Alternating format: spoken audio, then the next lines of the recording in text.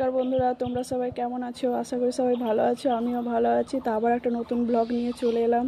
তো আজকে যাব বসন্ততলা শীতলা মায়ের পুজো দিতে। তো চলো ব্লগটা তোমরা দেখতে থাকো। তোমাদের দাদা ভাই আর আমি বাইকে করে বেরিয়ে পড়লাম দুজনে। তো আমরা মন্দিরের কাছে পৌঁছে গেছি। একটা দোকান থেকে একটা দিদিভাইয়ের কাছে ফল কিনে নিচ্ছি।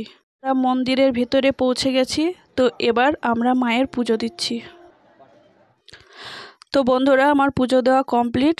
তো আমি চেষ্টা করব তোমাদের পুরো মন্দিরটা চারিপাশে দেখানোর।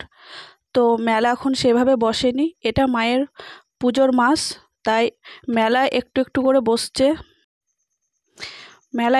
করে বসছে। কারণ মাসের তো প্রথম দিক, আজ নিয়ে দুদিন পুজো হলো মায়ের, এখনও তো সারা মাস পড়ে আছে। তাই বেশি দোকান বন্ধুরা বসেনি, অল্প অল্পই বসেছে, যেহেতু সারা মাস পড়েই আছে, আস্তে আস্তে বসছে।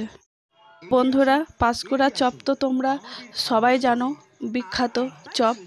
তো মন্দিরের পাশে মেলাতে দোকান বসেছে, সেখানে আমরা কিছু চপ কিনতে চলে এলাম।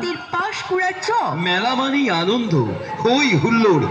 দেখো বন্ধুরা, তোমাদের দাদা ভাই আমার জন্য গরম গরম ডালপুরি নিয়ে বসে আছে।